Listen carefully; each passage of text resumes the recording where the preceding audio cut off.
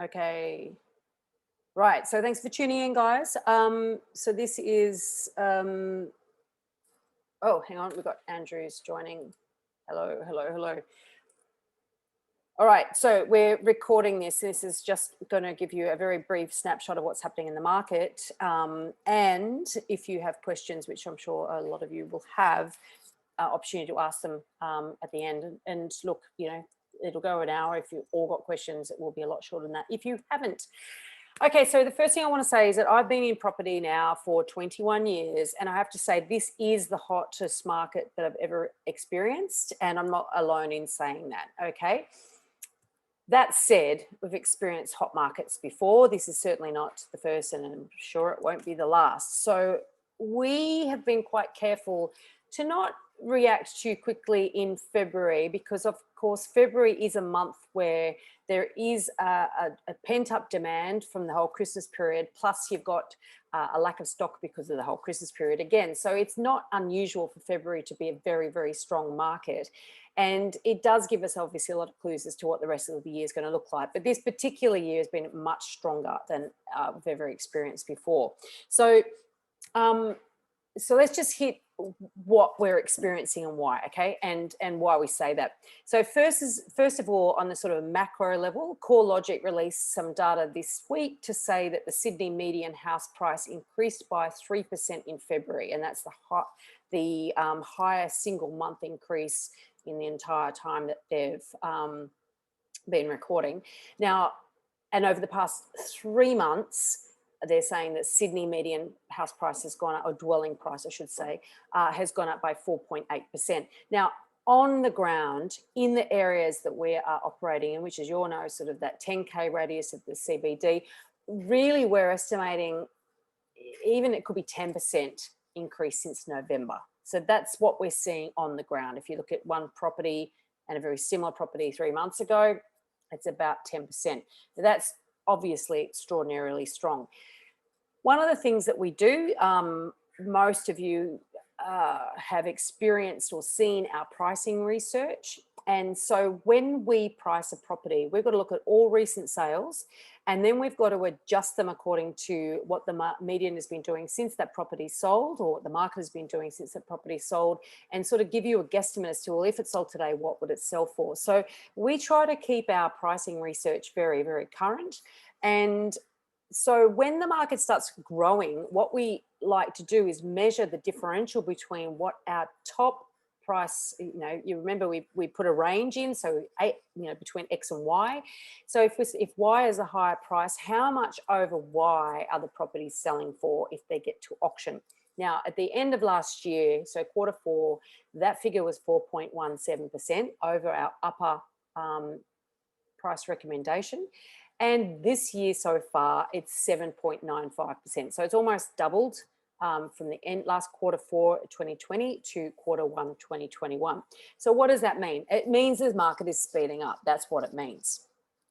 Okay, so other data to support that, apart from the fact we can just see it with our own eyes, is the fact that clearance rates, the auction clearance rate, has been over 80% all year.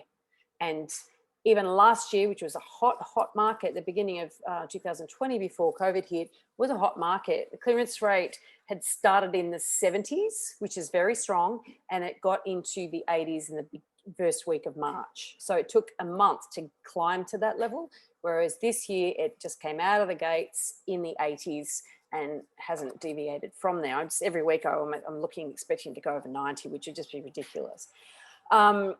So therefore, there's a lot of upward pressure. So how long can this last? Obviously, is a question that's going to be going through a lot of people's minds. But before I get to that, I was looking at transaction data, and that was showing that the transactions were up.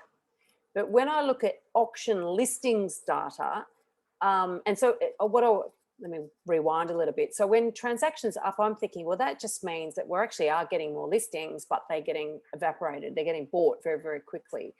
But the Domain auction listings data actually looks at how many properties have actually been listed for auction.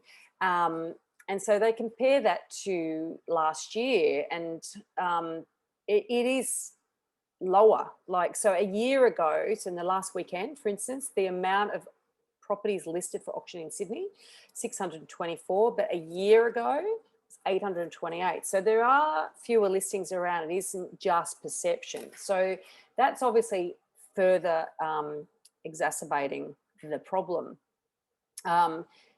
And so when you've got listings are down and you've got buyers are up, and of course you are going to see, you know, increases in prices and upward pressure on prices. So how do we measure whether buyers are out there? How many buyers are out there? Well, one of the ways that we can measure that is by looking at average numbers of bidders registering at auction. Cooley Auctions keeps a tab on this, and their data for February was the average number registering was 7 per auction. Brexit Whitney had the same average number. Same time last year for Cooley Auctions was 5.2. So that's a growth over quite a strong market. The year before that, February 2019, the average number of bidders registering at auction with Cooley Auctions was 3. And the year before that, February 2018, was 2.7. So 18 and 19 was a very cool market. So you got average, say, 3 registered bidders. You're getting close to doubling that at the beginning of last year. And then this year, you've got more than double. And so that sort of is rather indicative. Brexit Whitney, as I mentioned, they've got the same average number of bidders at their auctions, and they recently put out a February market update, basically saying that, to quote them, more sales, higher clearance rates, and higher open home attendance than ever before, full stop, ever, full stop. But a little bit of hope on the horizon here, because they said it was also their strongest listing month in 2 years. So what's going to slow this down is, firstly, more listings, okay? But there is a lot of demand. So it may not necessarily have a huge impact, but that's encouraging, right?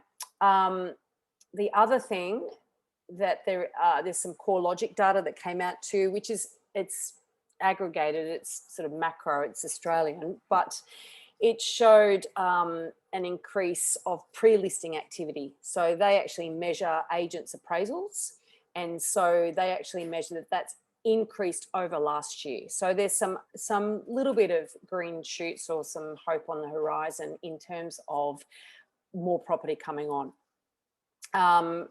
Just back to how many buyers are in the market.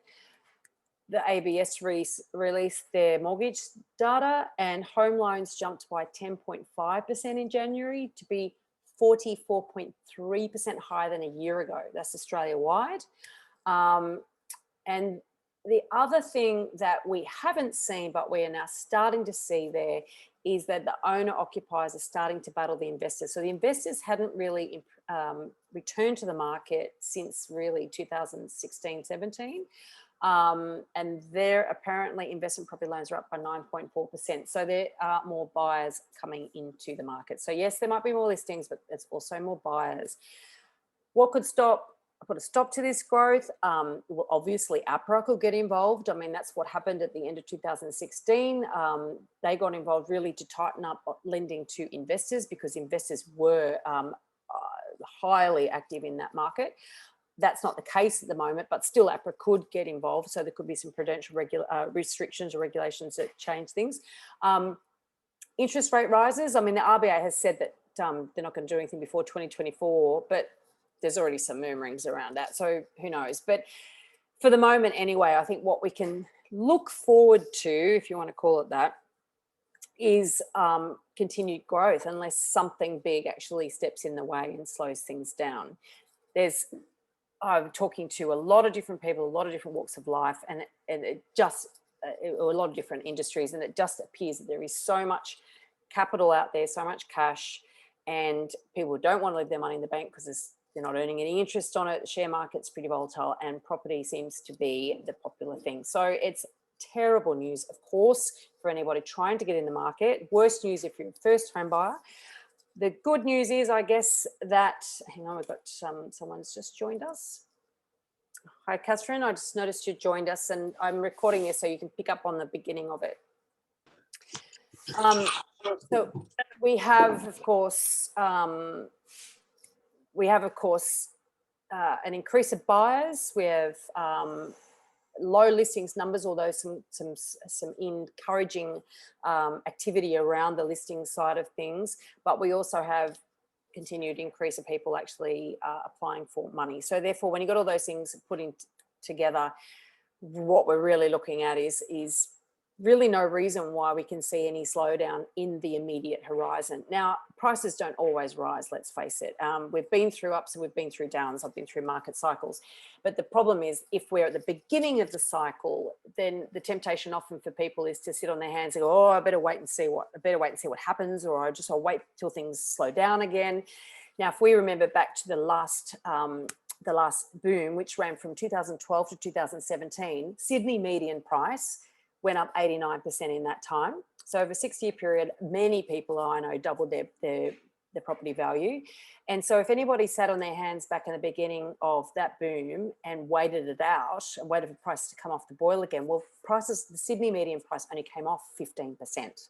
And then within 9 months, it went back up 12% once things bounced back after the election. So, the trajectory is always up. The steepness of that curve varies. And the difference really comes down to the asset that you own, the property. Not every property goes up at the same rate. And so that's why, so now I'm coming around to what we're going to do about this, right? Before I do that, anyone got any questions? Stick your hand up. Use the chat box, or unmute yourself and ask.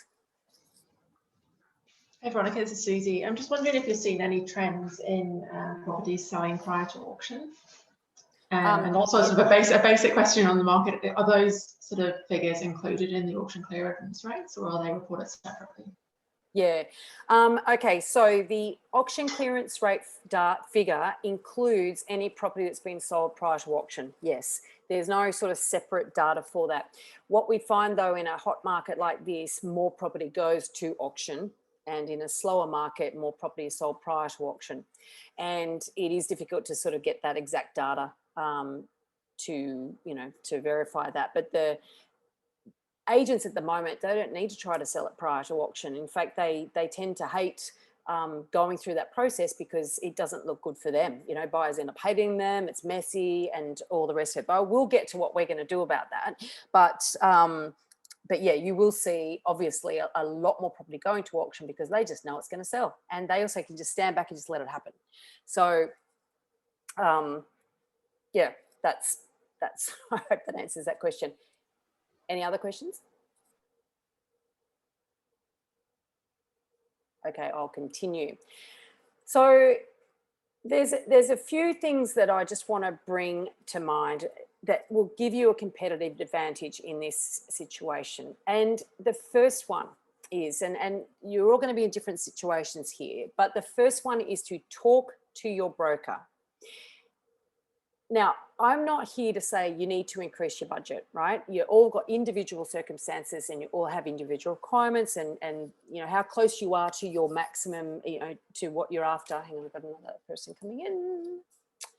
Hi, Michael. I am recording this, so if you want to I'll share that link with you tomorrow, and if you want to listen back to the beginning of this, feel free to join in. So I'm just talking about some things that you as a buyer need to do now to actually get yourself competitive. One of the problems in a rising market is that people fail to recognize that they need more money, if they need more money. So I don't know whether this is going to apply to everybody or none of you, right? But if you have the capacity to access more money or allocate more money to the purchase of your property, you need to know exactly how far you can go if you find the perfect property now.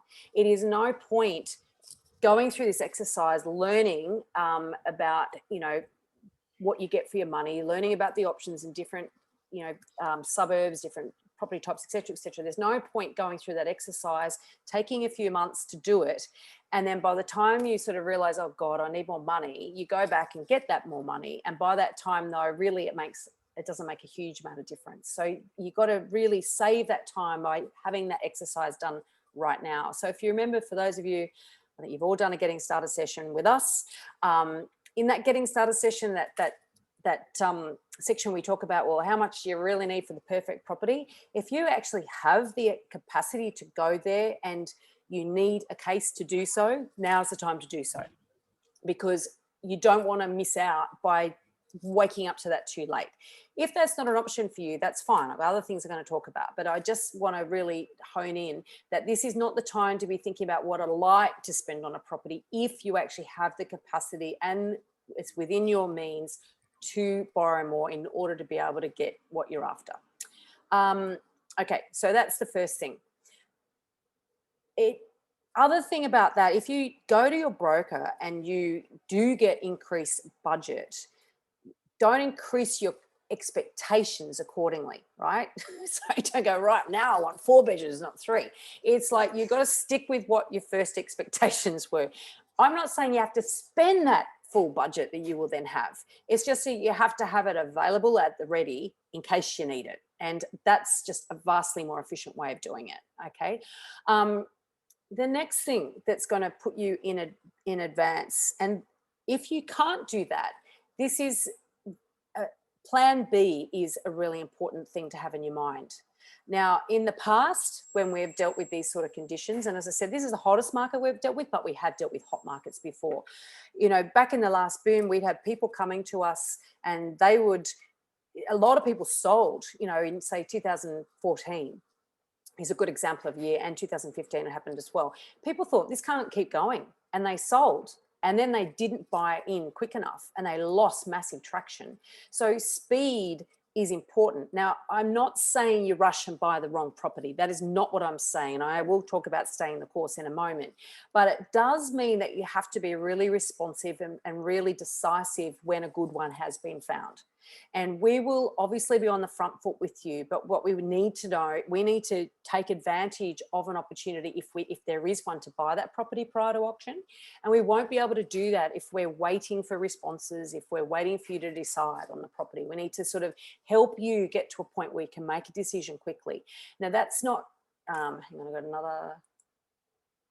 Hey Stu, I am recording this. So if you want to catch up on where we're up to, then, oops, if you want to catch up, just watch the recording when we send it out tomorrow. So I'm just talking about the need to make quick decisions in a hot market. And I know it's hard because you're under pressure, and there's additional pressure, of course, because the market's just going stupid. People are doing stupid things and you just go, oh my God, am I going to miss out? Am I going to be left behind? Sometimes that slows people down in the decision making. Other times it speeds them up too fast. But we're here to guide you through this so you don't make stupid decisions, right? But you do need to make quick decisions, and so we want to sort of help you do that, help you actually go through that process. But we are going to need quick decisions, because if we found a property that's good and there's an opportunity to buy that property prior to auction, we need to get you ready, and we don't want to take shortcuts on the due diligence that's involved in order to get you there. So that means that we need your responsiveness. We need you to tell us very quickly if there's something that you like or you're thinking about, or you need to discuss it with us. Just be on the front foot with us.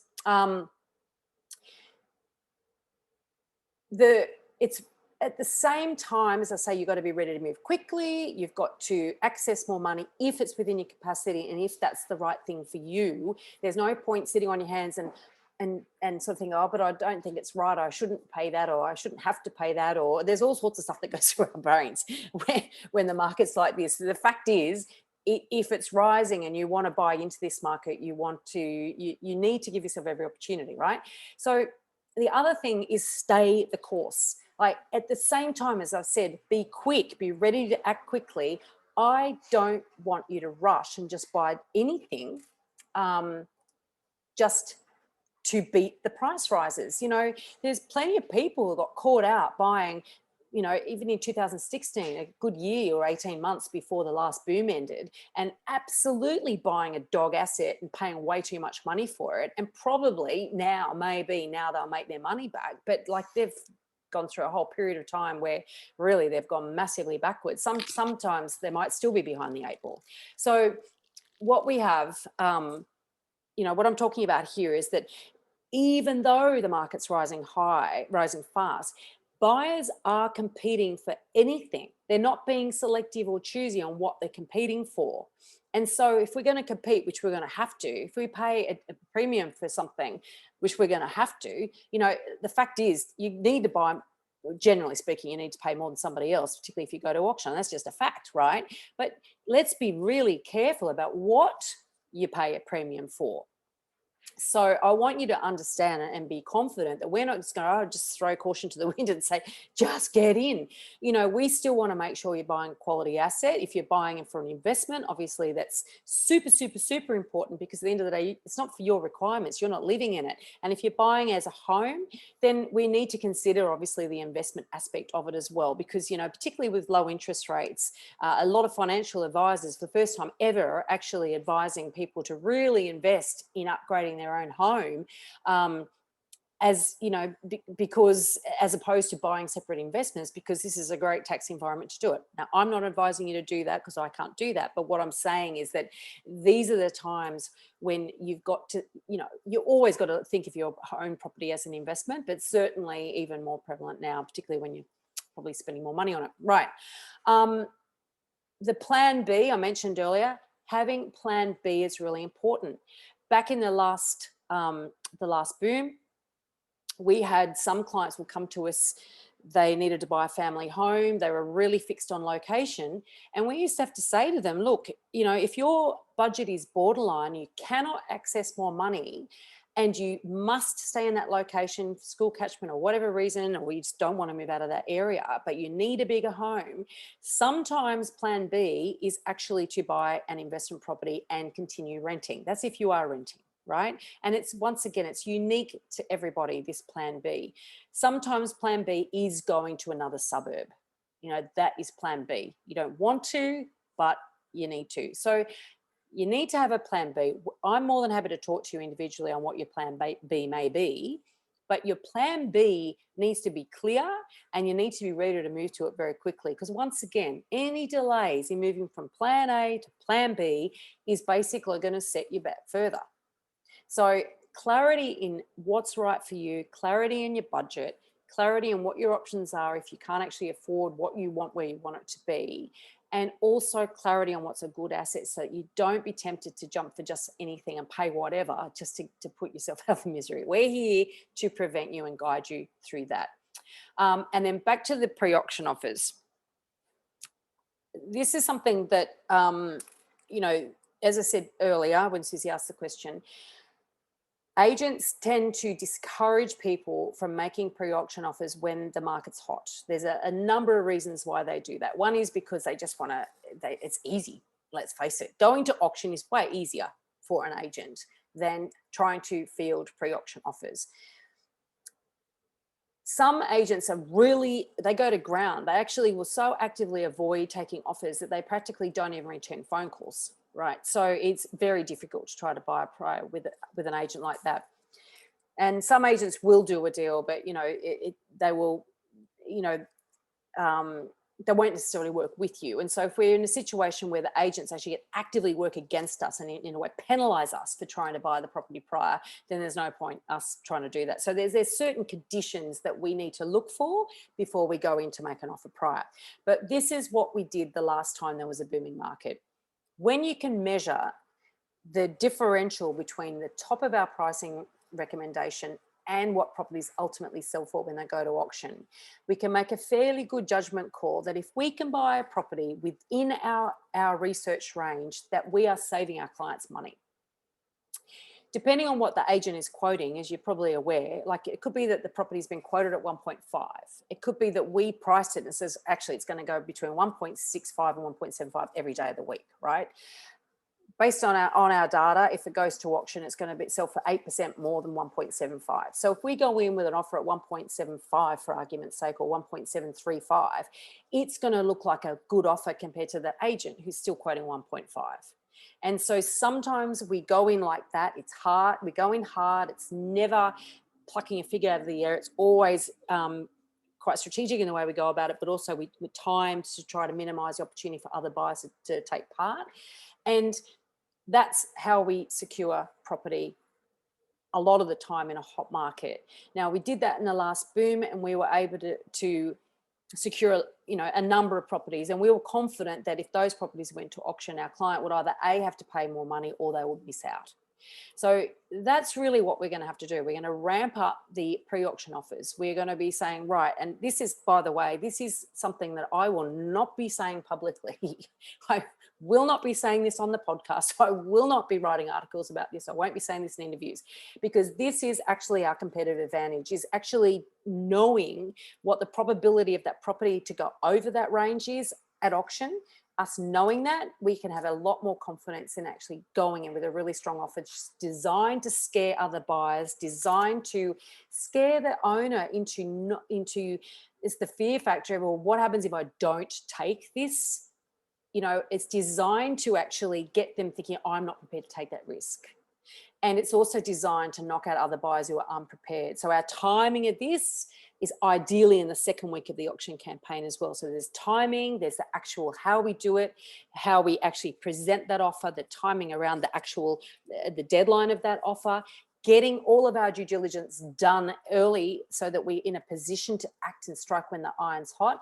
All of these things are critical to actually success of this. And this is precisely why I sort of said everything earlier about being ready, being responsive, and giving us every opportunity to actually act for you in that really decisive manner.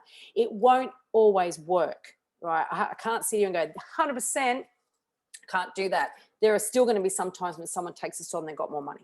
Okay, but it does increase our chances, as I said before, of A, getting it, B, not paying too much. So that's basically all I had to say. And I'm pretty good. I bang on half an hour. Who's got a question? Because if none of you have a question, we'll just wrap it up. And I am actually going to ask, are you interested in a monthly, I've got my little notes here. So would you like a monthly Q&A like this? But since only one person's asked a question, it's not quite the same. But, you know, are you interested in a month? Hey, we got a, now that thumbs up from Michael. I'm going to unmute you now. Is that, Michael, is that thumbs up that you want a monthly Q&A, or you have a question? No, monthly Q&A is good. Okay, I'll mute you again. Anyone, questions? I'm happy to wrap it up right now, and I'm happy to do a monthly one if you want to. Susie's back, yes. Yeah, sort of, yeah, monthly Q&A would be good. So hopefully we won't be around that long, right? Yes. Yeah, just on the sort of pre-auction strategy, I guess, isn't the danger with that if you go in with a strong sort of offer and it's rejected, then the agent then has to kind of declare that sort of like raise the price guide, and that kind of just like sort of hypes up the sort of excitement at the auction? Yeah, good question. So yes, the agent does need to increase the price guide if the vendor rejects an offer prior to auction. They don't always do that just quietly, but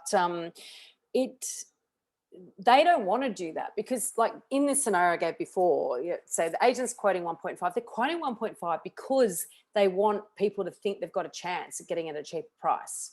And so, you know, and buyers will be adding various amounts to that. They go, oh, add 10% or add 100 grand or whatever. But if we price it and go, it's not going to sell 10% or 100 grand over that, it's going to sell 250 grand over that. You know, we can see the recent sales, we can see the data, et cetera, and it's a good property, it's worth pushing yourself for, you know, because there's that element as well. We're hoping to catch people before they've actually gone. So we're hoping to blow people out of the water and scare them. That's basically it. If the agent then has to turn around to those bidders and go, okay, well, we've rejected an offer at 1.75, people go, oh, you're kidding me. So you want 10% more than that? You want 100 grand more than that? Do you know what I mean? That they sort of ramp it up. That is what agents do not want to do, which is one of the reasons why if we put in a really strong offer, it's got a higher chance of success, because the agent's motivated not to have to quote that, as well as the owner sort of being a bit scared at that level. Well, that's a good offer, you know. So it's unusual that, you know, and I will be open to stand to be corrected. If I turn out to be completely wrong on this, then that's 21 years of experience down the toilet, because that will be the first time that I actually increasing the guide by such a significant amount succeeded in actually getting more buyers on it. I've got a question. Yeah, go for it. Oh, yeah. So in terms of making a strong offer pre-auction, what are the chances that if you do that early on in the campaign, so you get everything in order, you present a check, you're saying, you know, I'm ready to go, it's a good offer. What are the chances, or what's the likelihood of the agent or the vendor saying, oh, great, thanks, that's a really good offer. Might as well keep you in my, you know, back pocket and, you know, potentially have you participate in the auction, versus saying, I want to sell it to you now. Yeah, and I guess what I haven't explained is there's a lot more that goes on in the background of what our conversations with the agent before we actually do land on this as well. So I guess what I should say to you is that we don't do it in the first week of the campaign, because that is a definite danger. It also is about the amount of the offer. So a good offer, so say back in that scenario where I said 1.5 was the guide price, in a situation where the agent is quoting 1.5, they've actually put between 1.5 and 1.65 on that agency agreement. That's the legislation. That's the biggest range that they can put on there. So they always will try to put as low as they can possibly get away with, because they want to quote a low, as low. It's called quote it low, watch it go, quote it high, watch it die. That is an agent saying, right?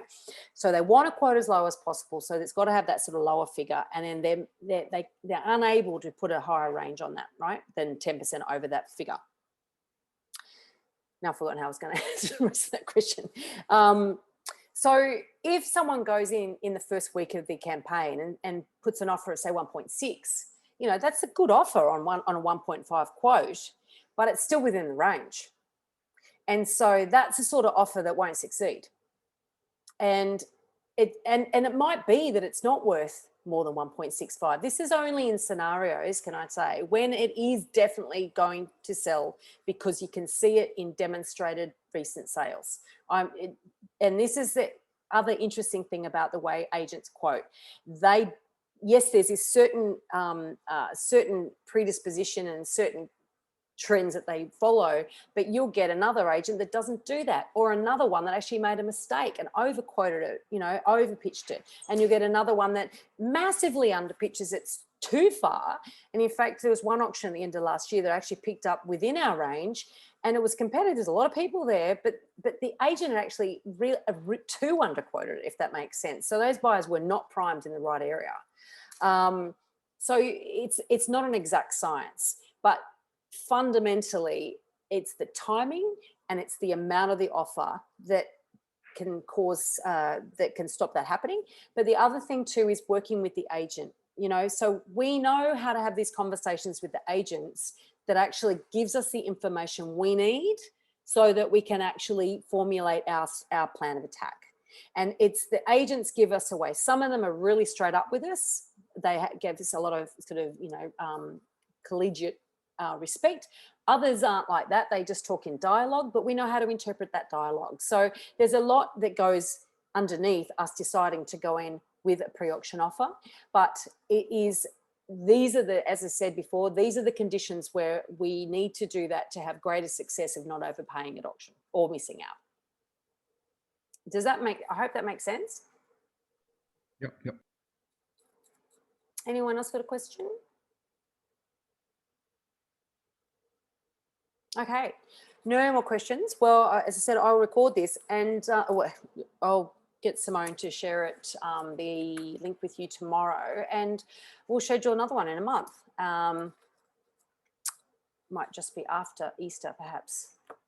Anyway, that's the other thing too. I just want to quickly say about Easter before we go, that Easter is on the first weekend in April, which means that this coming weekend is going to be week one in the sort of last campaigns to auction prior to Easter, right? So typically the weekend prior to Easter, the Saturday prior to Easter is seen as Super Saturday in real estate terms. And so this weekend should be when there be, you know, we're hoping to see a lot of stock coming on later on the tail end of this week. So then we'll see that sort of taper off a little bit, because people won't want to list their campaigns so that they've got an auction. They're definitely not going to want to go to auction on Easter Saturday, although believe it or not, the odd one does.